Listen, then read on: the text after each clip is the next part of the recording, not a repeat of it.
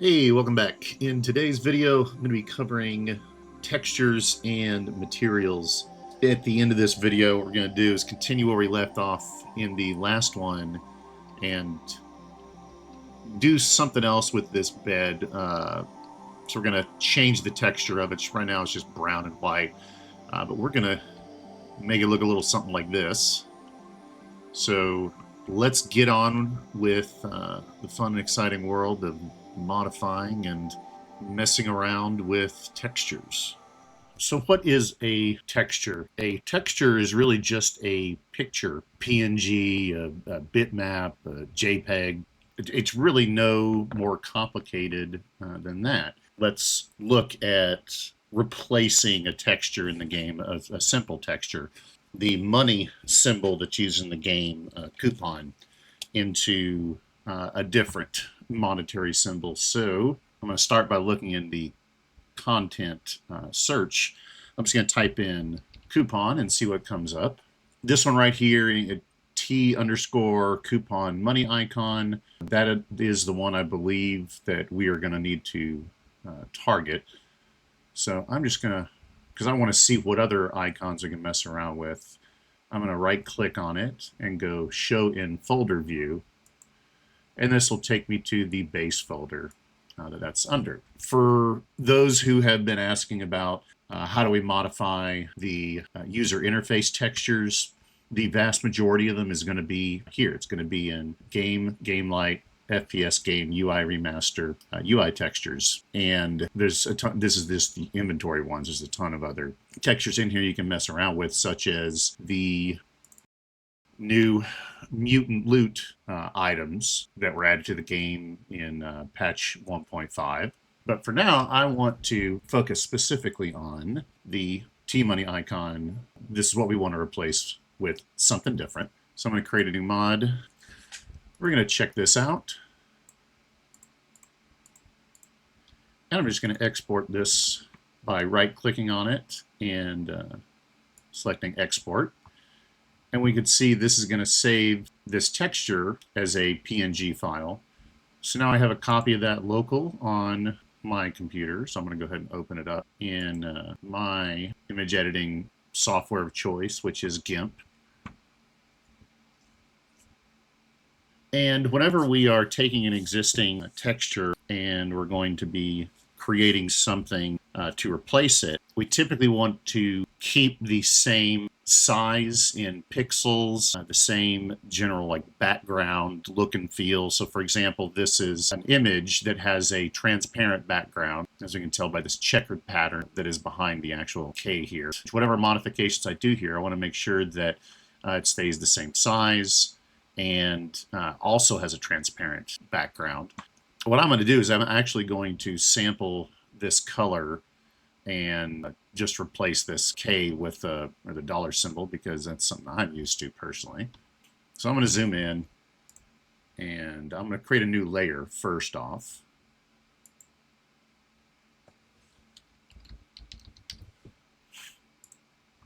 And I am going to take a sample of the existing color.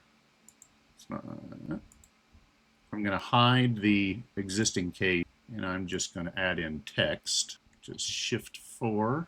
And I'm just going to make this bigger.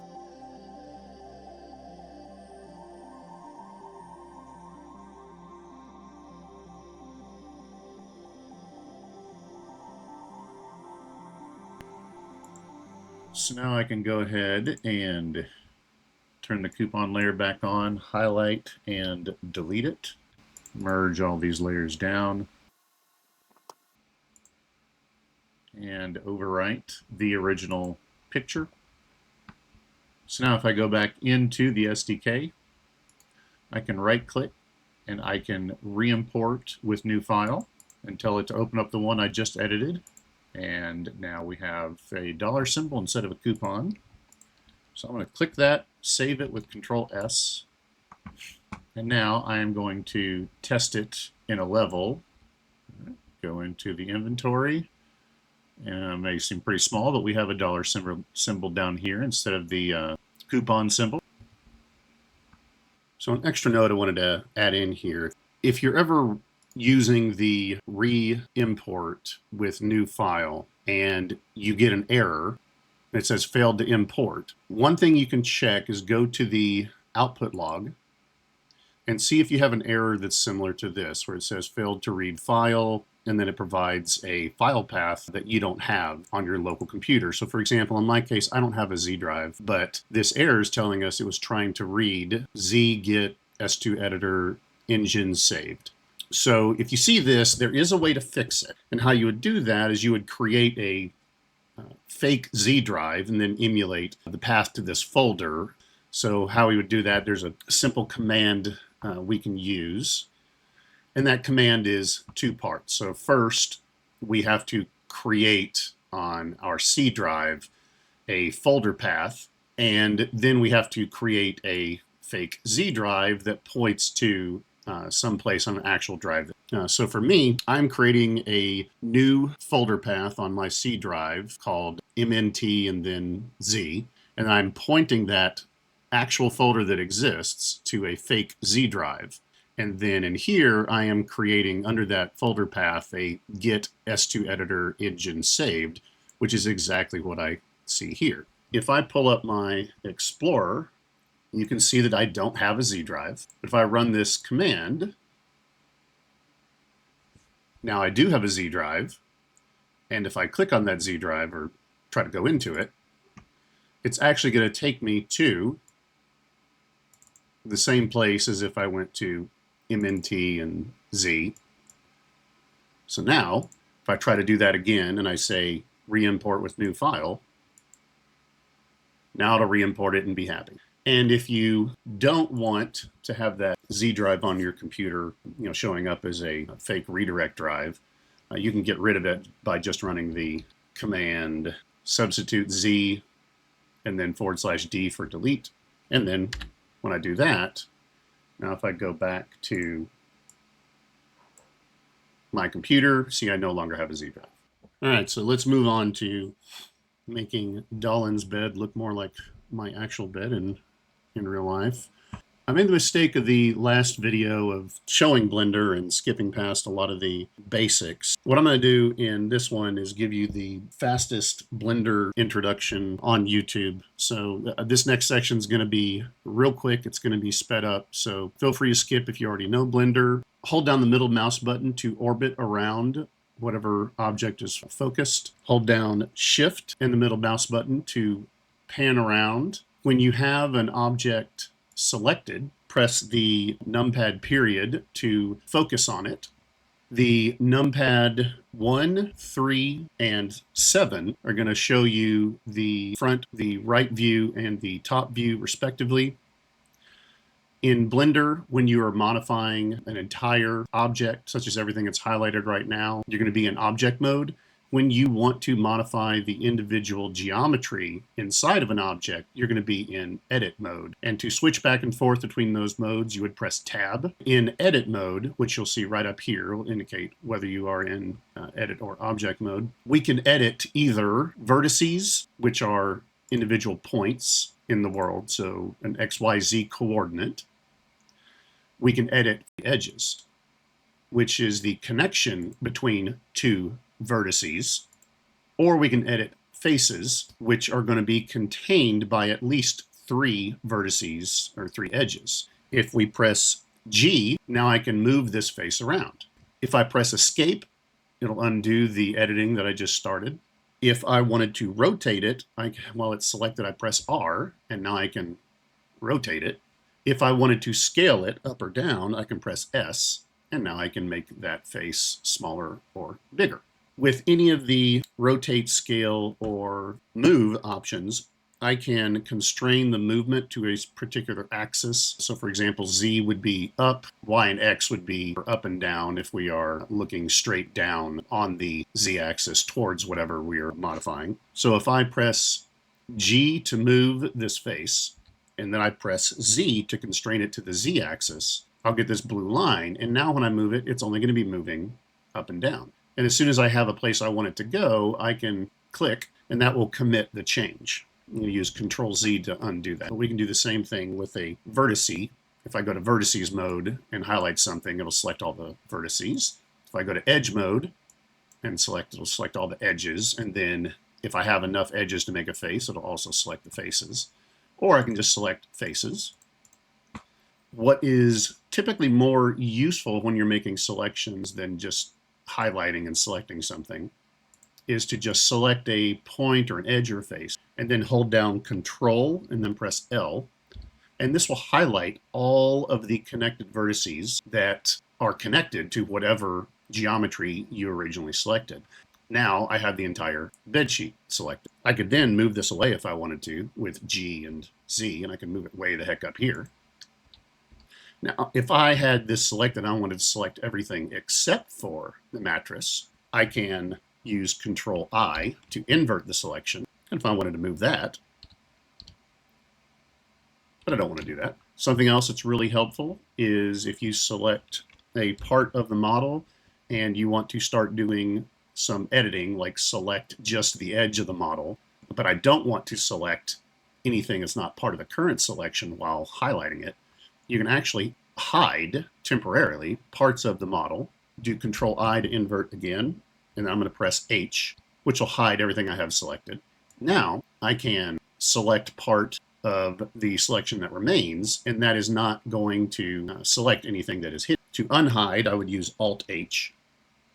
And lastly, if we use the highlight to select everything currently that we're looking at, you would normally assume that you're selecting the entire object, but if we flip this over, we can see that we've only really selected everything that we could see. So there's a lot of selection that was missing because it didn't actually go through the object. In order to do that, we can turn on X-ray mode. And now when we select everything, it'll go through the object. So that's helpful when we want to select everything below the axis right here on both the geometry we can see and the geometry we can't see. So if I select that, now I can see it is selecting the bottom parts. Now I can move that. I can make the bed longer if I wanted to. Alrighty, so now that we're all experts in Blender, let's continue on and get this texture on this bed here. When we're applying two-dimensional textures onto a 3D model, we are using something called a UV map. And what a UV map is, you can basically think of it, if you can imagine a chocolate Easter bunny or chocolate candy that is wrapped in tinfoil. When you unwrap that chocolate and you take the tinfoil and you spread it out on a flat surface, that is pretty much what we're doing with a UV map textures, is we're converting a two-dimensional plane onto a three-dimensional surface. So in the case of objects that we have in Blender, a lot of times it'll have the UV map already applied, which is the case of like if you created an object in Blender, such as a cube, which I'll do right now. Make this a little bit smaller with scale, and then I'm going to move it out away from the bed. Mesh objects that are created in Blender already have a UV map applied that maps each one of its faces to a two-dimensional representation so we can throw texture on it. In order to view that, we would select the actual object itself, press Tab to go into edit mode, and up here at the very top we have UV editing. So if I click on that, I get this other window over here off to the left, which is going to show us the 6 sides of that cube and where they would be represented on a UV map. So looking at this cube, if I select one face of the cube, go into face select mode, I can see that this face of the cube would be represented right here on a two-dimensional image. And the same with the other sides, we can select them. If we select the entire cube with A, then we see the layout of its UV faces. This may be a little bit hard to understand until we actually put an image on it. We don't have a material by default. So if we click on the material tab option over here while we have the cube selected, then we go to new material. And while we have everything highlighted, we can see our full UV map. We click on assign here, which will assign this selected UV map to this material.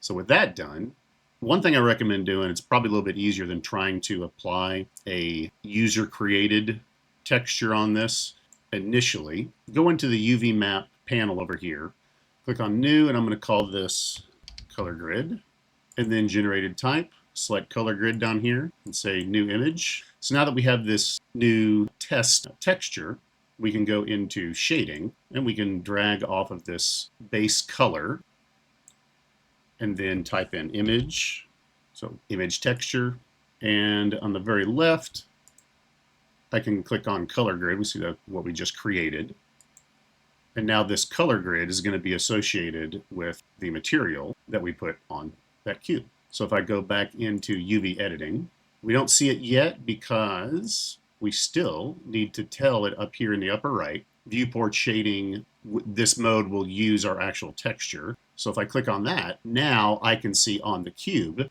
what would be applied from our actual texture. So clicking on one of these faces here, it's going to highlight the face over here on the 3D viewport, and it's also going to highlight the actual UV island that will sample from our texture. So we can get a very good idea, if we move around this entire cube, of where each one of our UV textures would be coming from. I can select the whole thing if I highlight it.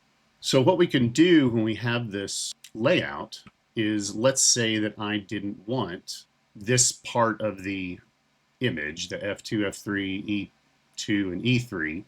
Let's say I wanted this to be different. Let's say I wanted to be H1, H2, G1, and G2.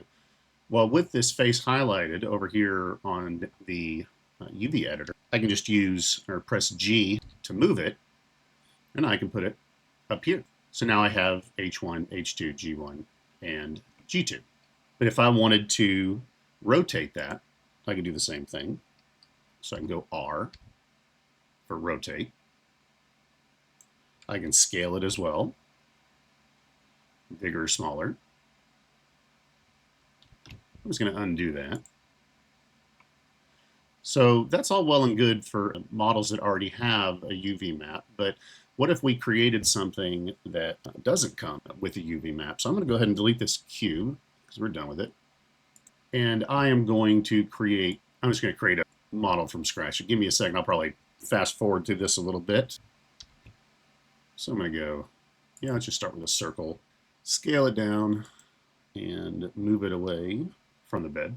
And I'm going to go into edit mode, vertice edit mode, and let's just build something up here. I'm going to extrude those once, do it again.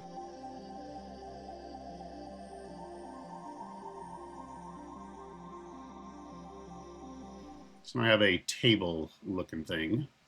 We don't have a face on the top or the bottom, so it's not a complete model yet. So I'm going to select the edges by holding down Alt and then clicking an edge, and it'll select all of the connected edges.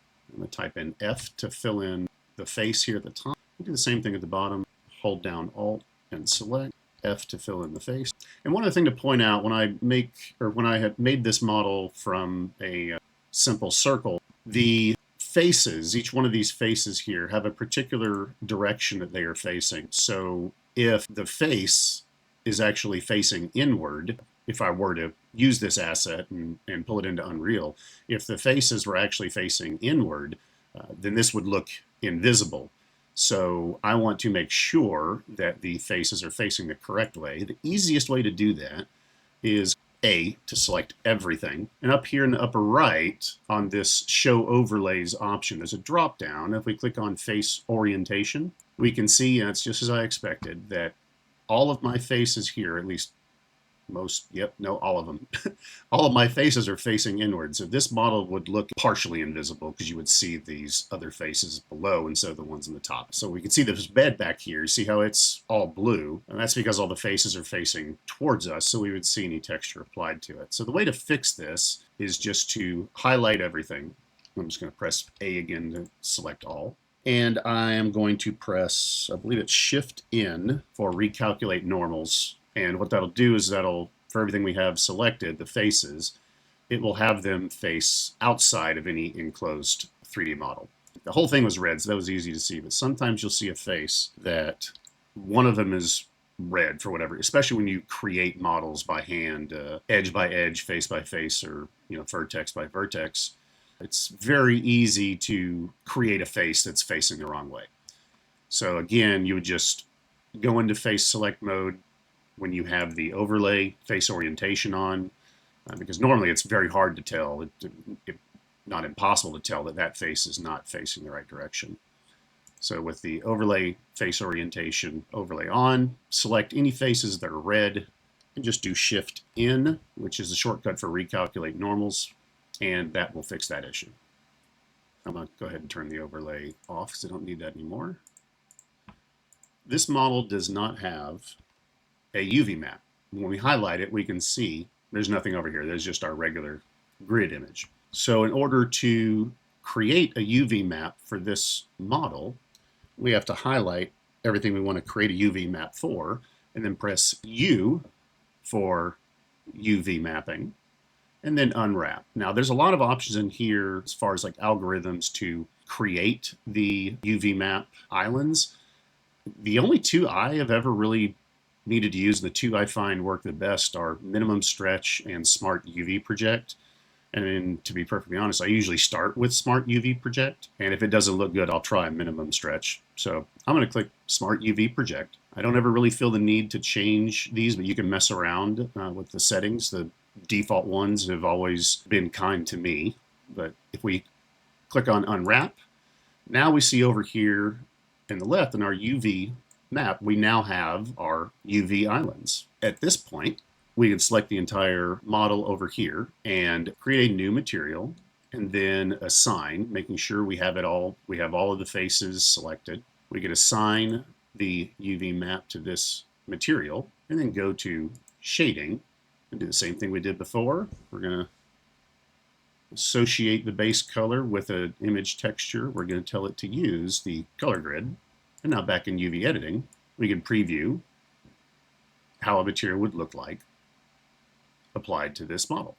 So now that we have a working understanding of how UV modeling and UV editing goes, let's go ahead and finish up by creating the UV map we're going to use for this bed. So I'm going to delete this object. So I don't need any of that anymore. I'm going to click on the bed, press numpad period to focus in on it, tab to go into edit mode, and we can see that this bed already has a pretty dang decent UV map. We're going to see what it looks like whenever we actually connect the materials up. But we already have a material over here. If we look on the right, so I didn't create this. This came when we imported it. And one of the things you want to do when you're first looking at a model, especially if you didn't create it, is to understand what, this only has one material, but we don't really know exactly how much of the model this one material covers. So there's this option down here to click on select, and this will select in your 3D viewport, whatever the highlighted material is, how much of the model it covers. So if I click on select, we can see this actually covers the entire model, which is good. For static meshes, you typically only want one material and one UV map, which means that we can use one texture to wrap the entire model. And that is the setup we have here. So we really don't have to do any UV unmapping. All we really have to do is create a texture and then make sure everything looks good. I'm going to go ahead and go into shading, and I am going to modify for this material. So it has a normal map hooked up to it. I'm going to delete that. And I'm going to, again, drag off a base color, add an image, tell it we want to use the color grid. And now back in UV editing, we can see where each of these islands are actually mapped. And what we're looking for initially is any obvious stretching or anything that just doesn't look right. So as I'm looking at this, it actually looks really good. So I don't think we have to do much UV island editing, which is always a good thing. And it may be hard to tell sometimes when you are looking at it with the overlay for the edges and vertices. There's a shortcut to get rid of that in the 3D viewport, which is helpful when you're looking for stretching and skewing. and that is Shift-Alt-Z. So with Shift-Alt-Z, it'll actually remove that overlay. We can just glance at this, and that looks pretty dang good. I mean, I think all we'll have to do is do a texture. So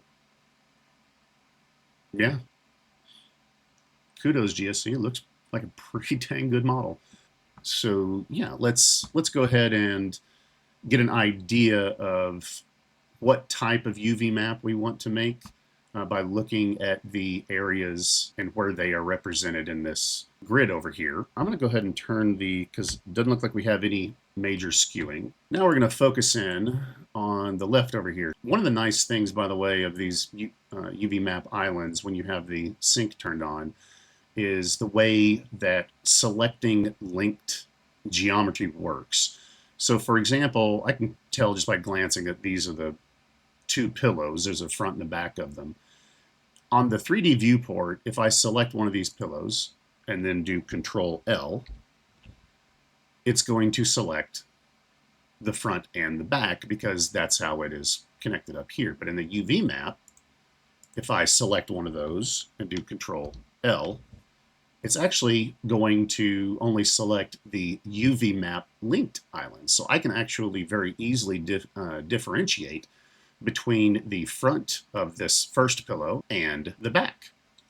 So if I wanted to make the color of the back of this pillow different from the front, it's a heck of a lot easier to do that in the UV map than it would to, try to select and go edge by edge and try to, do a selection along the edge of this pillow in order to move just this part of the UV map somewhere else. So that is nice. We know these are the pillows, and this is at least the part of the mattress we can see. This looks like there's 4 major divisions here. There's what I believe this is the actual bedspread itself. So that's where we're going to put our little anime darling. And this is the underside of the bed sheet. So I think this we're not really going to be concerned about except for just this right here. And then all of this right here is probably the bed frame. Yep. So I'm kind of seeing this shape out as we have 4 quadrants in the single UV map texture we're going to make, where the upper left we have the actual image that we want to put on the bedspread. The lower left we have whatever we want the flipped over side of the sheet to look like, as well as either the front or the back of the pillows, because we'll drag one of these pillows over here, I imagine. And then the bottom right will be whatever color we want the bed frame to look like, and the upper right will be the mattress. That's how I kind of see this shaking out. So let's go ahead and go into GIMP and create that. So I've actually already created that. So I'm actually going to open the image from a file, and there we go. So now that I have this over here, turn off the sync selection. So this is what I came up with. We have our image here on the lower left. We have the back of the pillow. We have on the upper right, we have the mattress and the front of the pillow, and then the color of the actual bed frame. So now we just need to go to shading, and instead of using color grid, we're going to instead use this. So now when we go back to editing, you can see what that looks like on our bed. Pretty dang good. We can do some editing if we wanted to. So for example, some touch-ups. So the front and the back of the pillows looking pretty good. If we wanted to, I already see something right here. So we can see how the back of the pillow is not really matching up all that well. So if I turn the sync back on, okay, so yeah, we can see that half of this is in the light blue, and it's kind of merging into this dark down here. So we actually want this to be down here. So I think we want the back to be dark. So I'm going to press G and then move that down here. So that looks a lot better. And I think the front of this pillow over here, we need to put that into the light. So there's a little bit of fix up we got to do here. There always is. So select that, move it up here. I'm going to do the same thing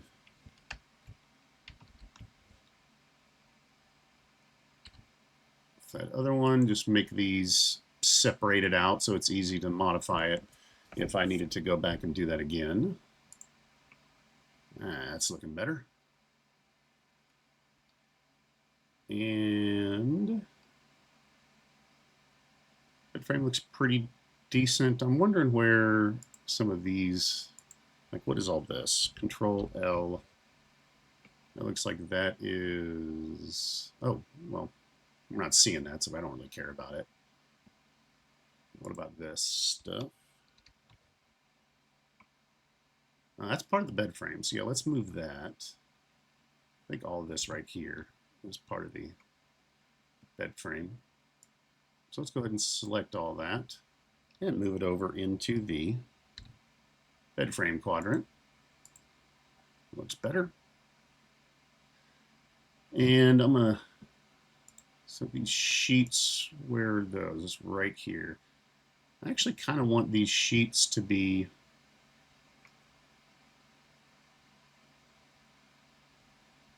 up here where the we also see that,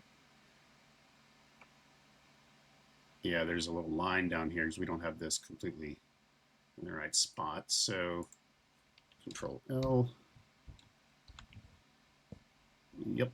So we need to move this into, probably going to scale this in. So I only want to scale it on the x-axis. So I'm going to do S and then X, and then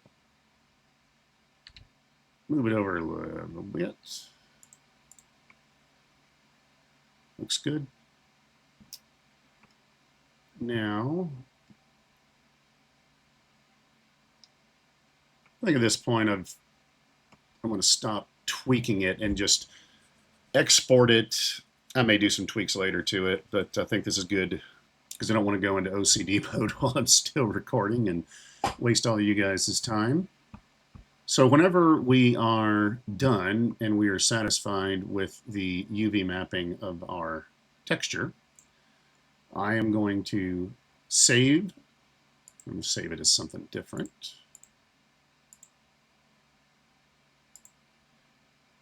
And then this whole time I've had the collision hidden. So when we're getting ready to export, make sure the collision is no longer actually hidden. And now I'm going to go to File, Export. Export as FBX. And then make sure we have selected objects and just the mesh selected. We don't want animation, but everything else should be fine. And then click on Export FBX. Once that's done, we're going to go back into the SDK. I'm going to go back into our mod, find the static mesh for the bed, right click on it, and choose reimport with new file. I'm going to load in the bed that we just exported. And you'll notice that we don't have the texture showing just yet. What was imported was just the changes we made to the model as it relates to the material slots and what its UV map looks like. We still have to provide it with the material instance and or textures. In this case, we really want to use a material instance. It is recommended to use a material instance which inherits from one of the MI PBR material instances that exist in the game. So if I go to content and I search for MI_PBR, what we want to do is we want to extend one of these material instances and use that as the base for applying our texture. These materials are named in such a way that we can infer what grouping of materials these material instances are responsible for. So for example, there's some in here for PBR weapons. So this would be one that you would use whenever you are retexturing a weapon. Glass, vehicle, metal, creature. So this would be for mutant reskins. The one we're going to use for the bed, we could always just default to just the regular MI PBR, but the one for the bed, we're just going to use cloth. That seems to be the most appropriate out of all the options here. So we just need to remember MI PBR cloth is going to be what we're going to make our material instance out of. So first thing we want to do is import our texture. We can do that simply by finding the picture and then dragging it in to our content browser. So I have the picture right here. I'm just going to drag it, pop it in. When we can, we want to make our textures virtual textures. What a virtual texture is it is an image that is set up to be optimized in such a way that the game runs efficiently and can handle multiple detail levels of the same texture. Now, in order to make a virtual texture, your source has to be the same height and width. That height and width has to be a power of 2. And by power of 2, that means it needs to be either 2 pixels by 2 pixels, 4 pixels by 4 pixels, 8 by 8, 16 by 16, 32 by 32, and so on. This texture is 2048 by 2048, which is a power of 2. In order to make this a virtual texture, we would right-click on it and then choose the option Convert to Virtual Texture.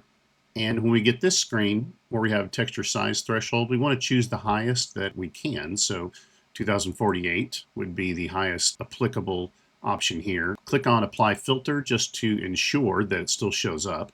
Because if you pick a number that's too high and you apply filter, it'll go away.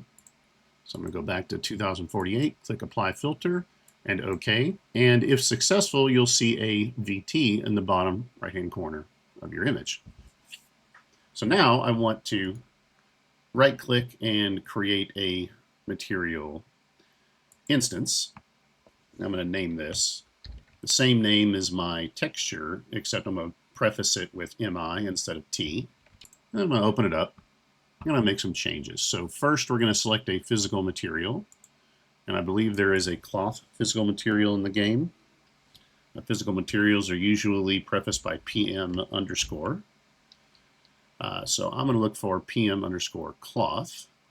And yep, there we go. And for parent, this is where I'm going to choose that material instance we saw earlier, which was MI PBR underscore cloth. And then we're going to go up here under the parameter groups, and we're going to expand base. And here, this is where we're going to reference our texture that we brought in. There we go. And for the roughness, metallic, and ambient occlusion, we're just going to use T gray VT. And the normal we're just going to leave alone. So we're going to save this material instance, go back into our static mesh, and we're going to change this material instance to the one we just created. And there we go. Make sure to save the asset. And now we're going to test this in the play in editor mode.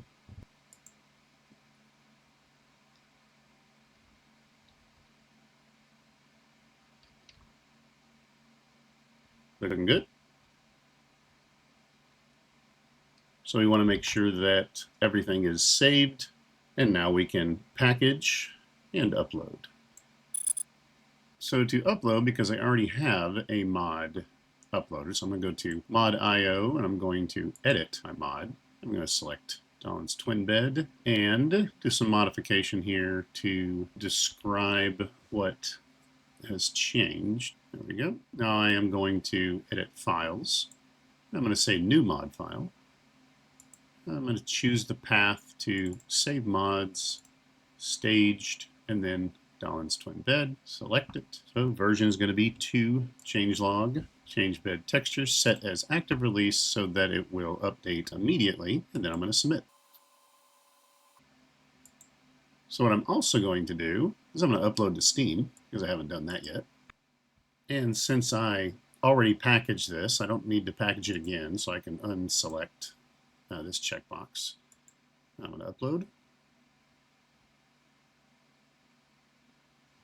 So the last thing I wanted to cover is a type of virtual texture that you will run into when you start modifying larger assets like mutants and armor, etc. If we look at, I'm going to use an example of a bloodsucker. So if you look at the bloodsucker texture, at the very bottom under source file, it says there are actually 3 files associated with this virtual texture. If we open up the actual texture itself, we can see that it is displayed as about 12,000 pixels by 4,096 pixels. Well, I said earlier that virtual textures have to be the same height and width, and they have to be powers of 2. 4,096 is a power of 2. I'm not sure if 12.4... I'm pretty sure that's not a power of 2, but I don't know off the top of my head. But what's happening here is this is actually a composite of 3 separate images that are each, as we can see here, 4,096 by 4,096. Each one of these is a virtual texture that is compiled into a single streaming virtual texture. This still applies, but if you wanted to edit this, if I go back and check this out, if we right-click on it and go to Asset Actions and Export, we're actually going to get 3 separate files. If I go to edit those, I open them up in GIMP, we can see that we have 3 separate textures. When I go to edit, I would want to edit each of these files individually and save them individually. But when I go to reimport, it's going to ask me initially for whatever is the lowest number of its UDIM suffix. So 1001 is lower than the other 2. I'm going to say OK. Now it's going to ask me for the second one, which is now 1002. I'm going to say OK. And now the third one, and then it's done. Just be aware of that these virtual textures that contain multiple image files, you can't get away with combining them all together and just, making a single 12,000 by 4,000 picture. Okay, so that's going to do it for this video. Covered a lot here, and I imagine going forward, probably start talking more about blueprints, animations. I'm not 100% certain yet what the next one's going to be. You got any suggestions? Leave them in the comments, and have fun modding and messing around with textures. Hope to see you in the next one.